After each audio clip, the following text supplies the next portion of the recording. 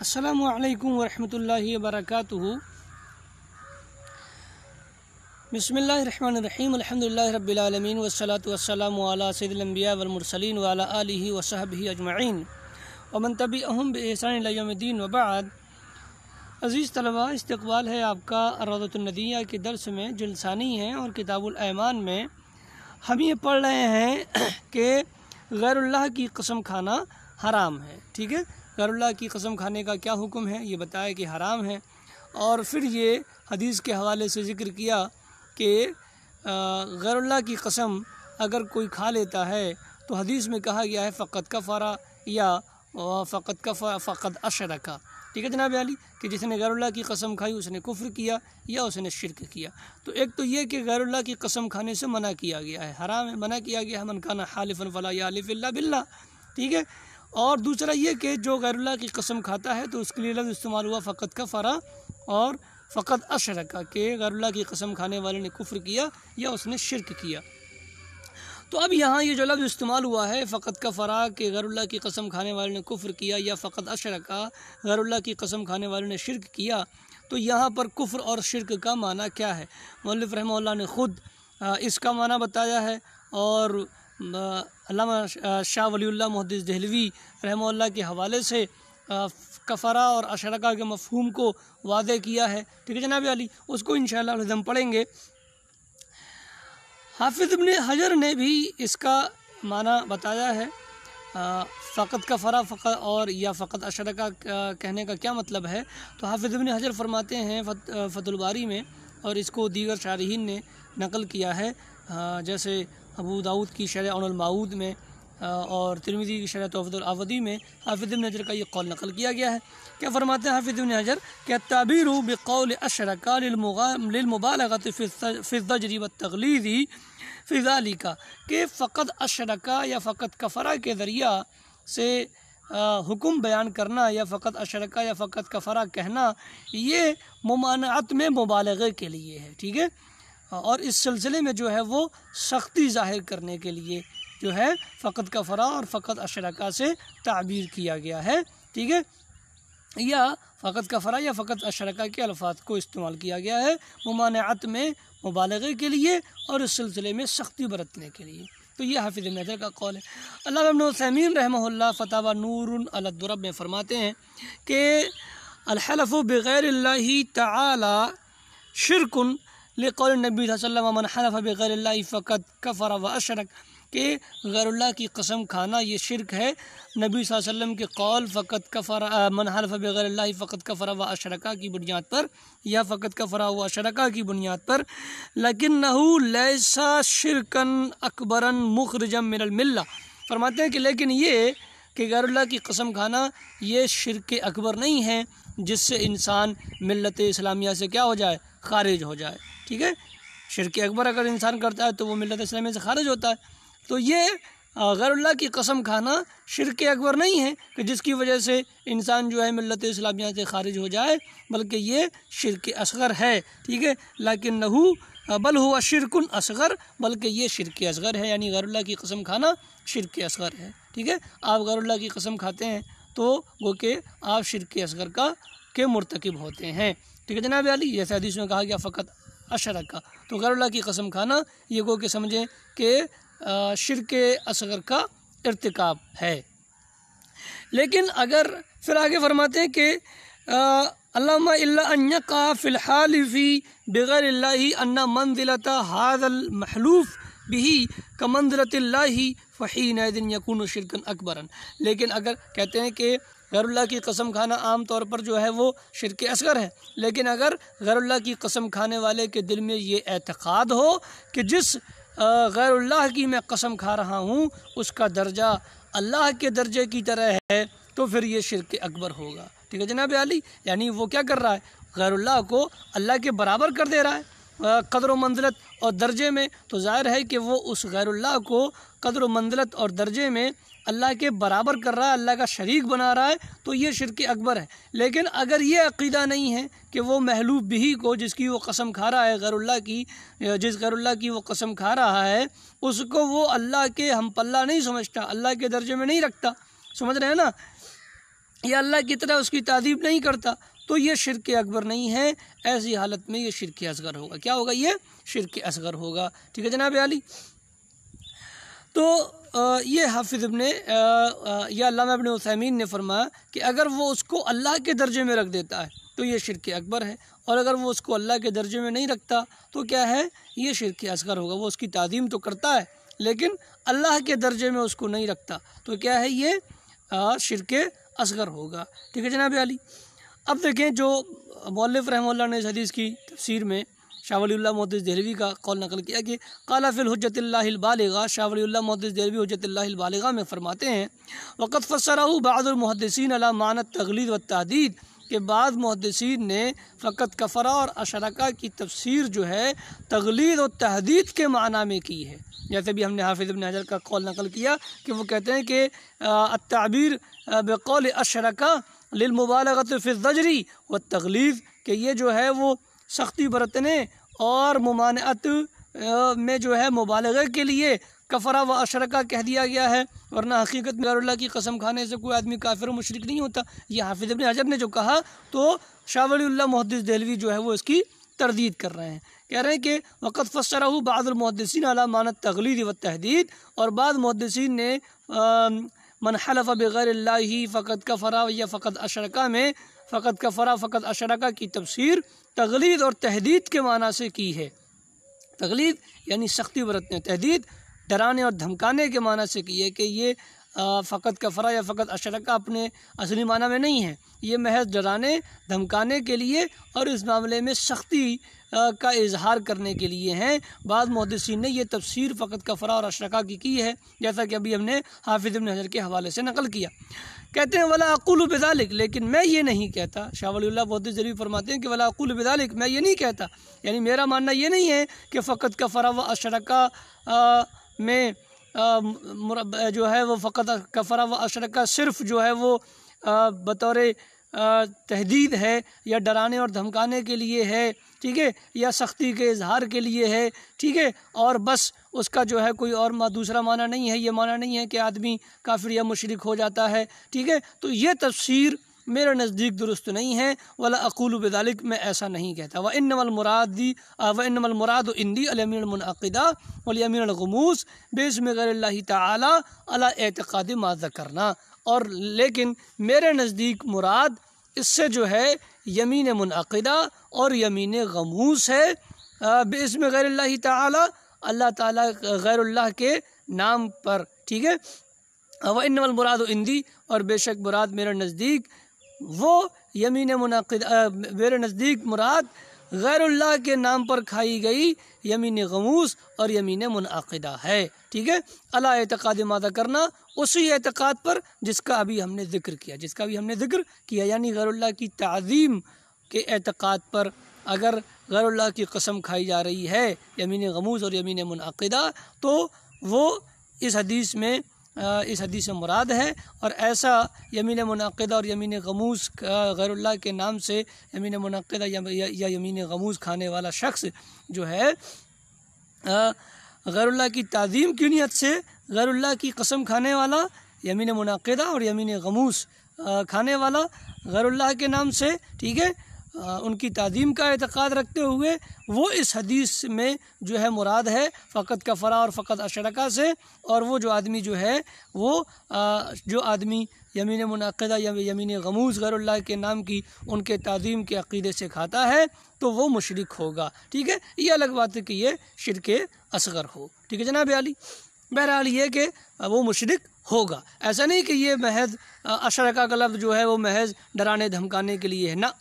مشرک ہوگا جو آدمی یمین غموس اور یمین منعقدہ غیر اللہ کے نام کی کھا رہا ہے ان کی تعظیم کے عقیدے کے ساتھ، تو وہ مشرک ہوگا۔ اب یہ الگ بات ہے کہ آپ یہ کہیں کہ وہ مشرک جو ہے وہ شرک اصغر کا مرتکب ہے، شرک اکبر کا مرتکب نہیں ہے۔ ہاں اگر وہ اس کو اللہ کا درجہ دے دے، ٹھیک ہے، جو درجہ اللہ کا ہے وہی درجہ اسے دے دے تو پھر یہ شرک اکبر بھی ہو جائے گا، یہ شرک اکبر بھی ہو جائے گا، ٹھیک ہے جناب عالی۔ وہ محض اس کی تعظیم کرتا ہے، اللہ کے درجے میں اسے نہیں رکھتا تو یہ شرک اصغر ہوگا، ٹھیک ہے۔ اور اگر وہ اسے اللہ کے درجے میں سمجھے، اللہ کے ہم پلہ سمجھے، ٹھیک ہے، یا اللہ کی طرح اسے جو ہے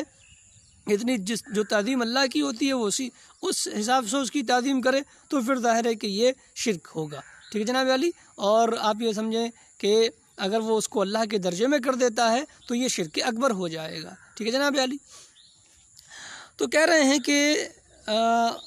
قال فی الحجۃ اللہ البالغہ، شاہ ولی اللہ محدث دہلوی حجۃ اللہ البالغہ میں فرماتے ہیں وقت فسرہ بعض المحدثین علی معنی التقلید والتحدید، بعض محدثین نے فقط کفر اور فقط اشرکا کی تفسیر تقلید اور تحدید کے معنی سے کی ہے، یعنی یہ سختی برتنے اور ڈرانے دھمکانے کے معنی میں ہے۔ ولا اقول بذلک، لیکن میں ایسا نہیں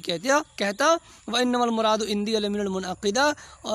باسم غیر اللہ تعالی علی اعتقاد ما ذکرنا، میرے نزدیک اس حدیث میں مراد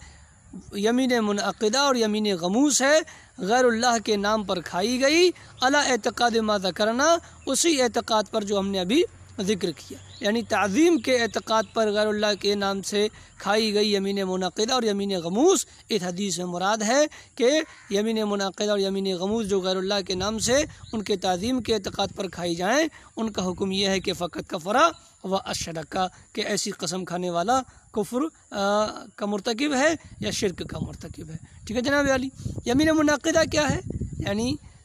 جان بوجھ کر کے معاملے میں سختی برتنے، اپنی قسم میں اپنی بات میں تاکید پیدا کرنے کے لیے جان بوجھ کر جو ہے وہ قسم کھانا، یہ کیا ہے؟ یمین منعقدہ ہے، سچی قسم۔ آپ جان بوجھ کر قسم کھا رہے ہیں، سچی قسم کھا رہے ہیں، اپنے معاملے میں سخت، اپنے معاملے کو جو ہے وہ اپنے معاملے میں تاکید پیدا کرنے کے لیے، اپنی بات میں، اپنے معاملے میں، اپنی قسم میں تاکید پیدا کرنے کے لیے آپ قسم کھا رہے ہیں، تو یہ ہے یمین منعقدہ۔ یمین غموس، جھوٹی قسم آپ کھائیں، یہ یمین غموس ہے۔ تو آپ اگر ایک ہوتی ہے یمین لغو، کہ آپ جو ہے وہ بلا ارادہ جو ہے وہ آپ کی زبان سے قسم کے الفاظ نکل جاتے ہیں، تو یمین لغو ہے۔ آپ کی نیت اپنے معاملے میں کوئی پختگی پیدا کرنے کی، اپنے بات میں کوئی پختگی یا بات میں تاکید پیدا کرنے کی نیت نہیں ہے، آپ کی زبان سے یوں ہی جو ہے وہ قسم عادتاً نکل جاتی ہے، تو عادتاً زبان سے قسمیہ الفاظ کا نکلنا یمین لغو ہے۔ آپ جان بوجھ کے قسم کے ارادے سے اپنے معاملے میں تاکید پیدا کرنے کے لیے، پختگی پیدا کرنے کے لیے قسم کھا رہے ہیں، تو یہ یمین منعقدہ ہے۔ اور آپ جھوٹی قسم کھائیں تو یہ یمین غموس ہے۔ تو یمین لغو تو اس کا کوئی، جو آپ بلا ارادہ جو قسم کھا لیتے ہیں، زبان پر جو قسم بلا ارادہ آ جاتی ہے، اس میں کوئی گرفت اور پکڑ نہیں ہے۔ لا یؤاخذکم اللہ باللغو فی ایمانکم، یمین لغو پر اللہ رب العالمین تمہارا مواخذہ نہیں کرتا، وہ قسم جو بلا ارادہ زبان سے نکلے، ٹھیک ہے، تو اس پر مواخذہ نہیں ہے، اس کو یمین لغو کہتے ہیں۔ جو بلا ارادہ عادتاً انسان کی زبان پر آ جائے تو ایسی یمین کو یمین لغو کہتے ہیں، ایسی قسم کو یمین لغو کہتے ہیں، اور اس پر مواخذہ نہیں ہے۔ لا یؤاخذکم اللہ باللغو فی ایمانکم، ٹھیک ہے، ولکن یؤاخذکم بما عقدتم الایمان۔ تو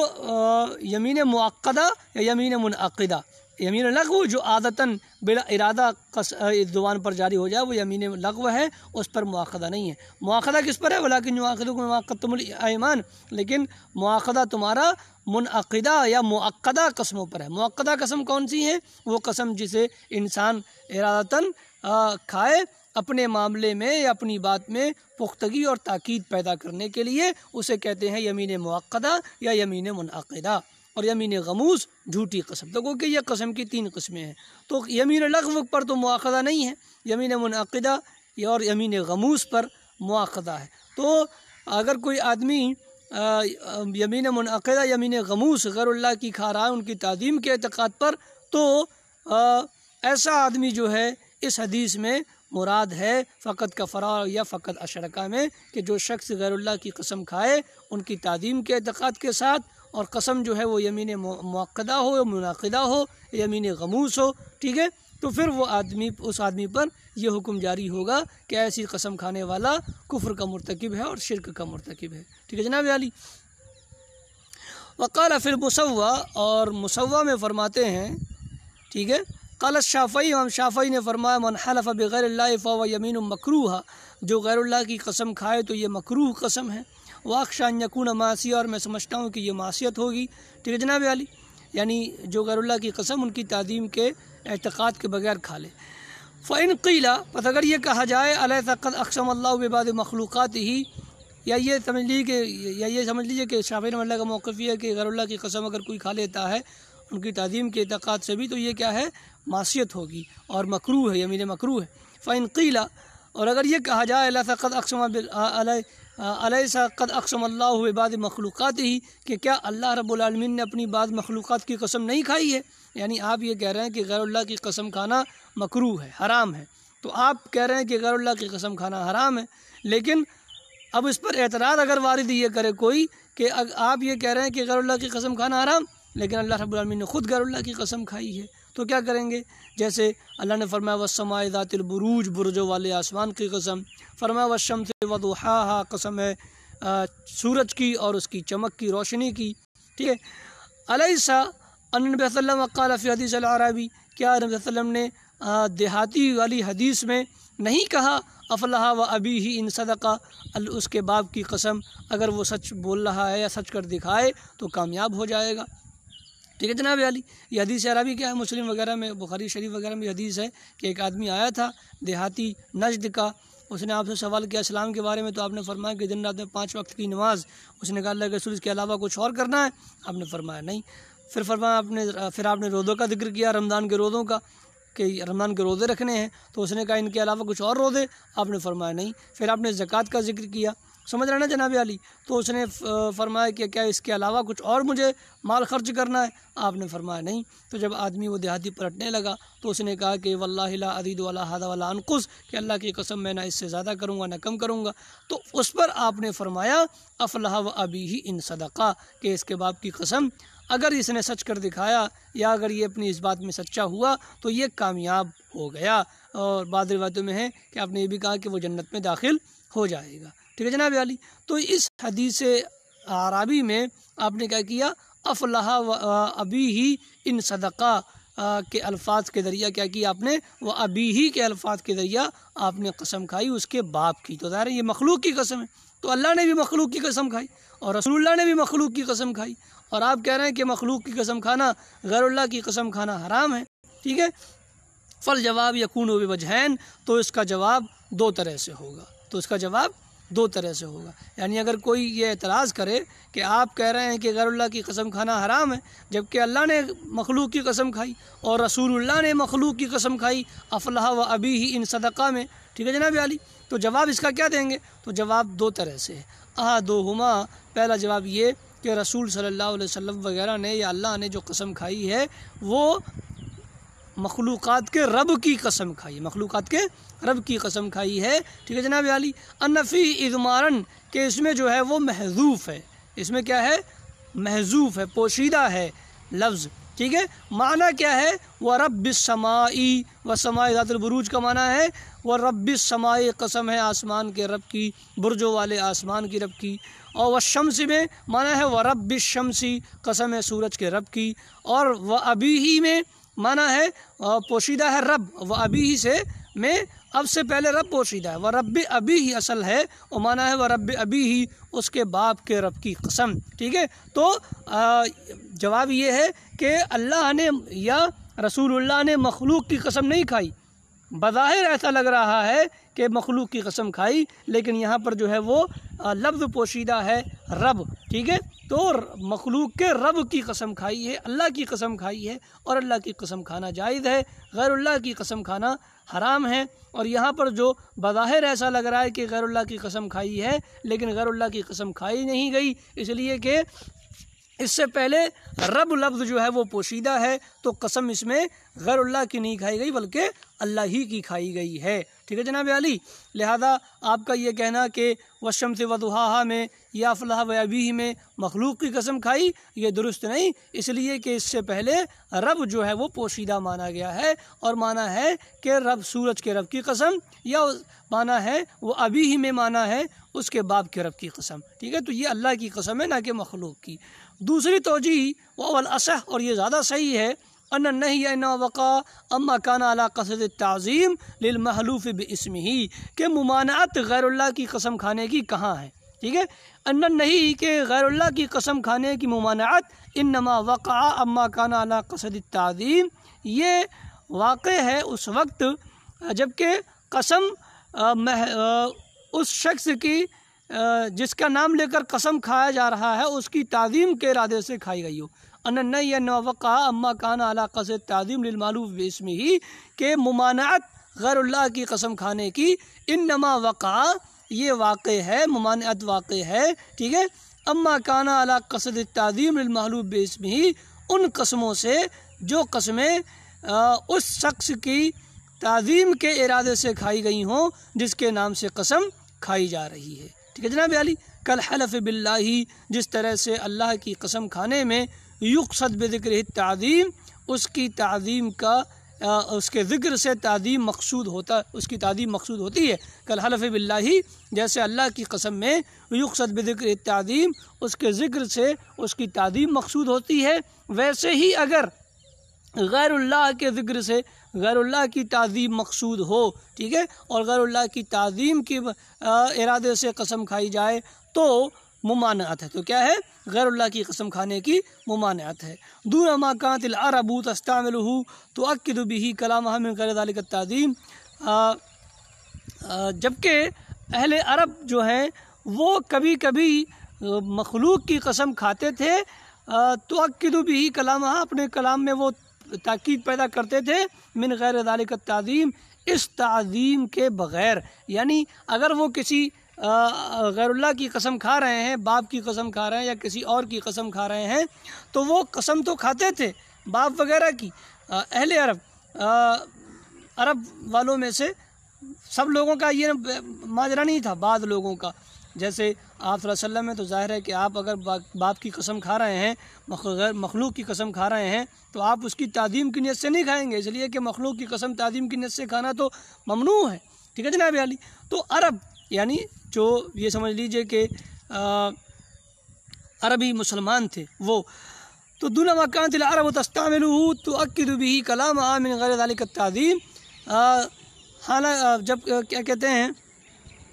مگر یہ کہ عرب جو ہیں، جبکہ عرب تستعملہ، اس کو استعمال کرتے تھے، اس قسم کو، یعنی غیر اللہ کی قسم کو، تؤکد بہ کلامہ من غیر ذلک التعظیم، کہ وہ اس کلام کے ذریعہ تؤکد بہ کلامہ، کہ وہ اس کے ذریعہ، اس قسم کے ذریعہ اپنے کلام کو مؤکد کرتے تھے، من غیر ذلک التعظیم، اس تعظیم کے ارادے کے بغیر، اس تعظیم کے بغیر، یعنی اگر وہ کبھی کبھی مخلوق کی قسم کھا لیا کرتے تھے تو اس میں جو ہے وہ مخلوق کی تعظیم مقصود نہیں ہوتی تھی، اور شریعت میں ممانعت جو ہے وہ مخلوق کی تعظیم کے ارادے سے مخلوق کی قسم کھانے سے ہے، ٹھیک ہے۔ تو یہ دوسرا جواب دیا کہ آپ صلی اللہ علیہ وسلم نے جو قسم کھائی وہ ابھی ہی، تو آپ نے اس کے باپ کی تعظیم کے ارادے سے قسم نہیں کھائی، یوں ہی اہل عرب میں عادت تھی کہ وہ کبھی کبھی بغیر جو ہے تعظیم کے ارادے سے مخلوق کی قسم کھا لیتے تھے، تو یہ جو ہے بغیر تعظیم کے ارادے سے عادتاً قسم جو ہے وہ کھائی گئی ہے، یہ تعظیم کے ارادے سے قسم نہیں کھائی گئی۔ اور ممانعت جو ہے وہ جو غیر اللہ کی قسم کی ممانعت جو ہے وہ، یا غیر اللہ کی قسم کھانے سے جو ممانعت ہے وہ تعظیم کے ارادے سے ہے، ٹھیک ہے جناب علی۔ بہرحال یہ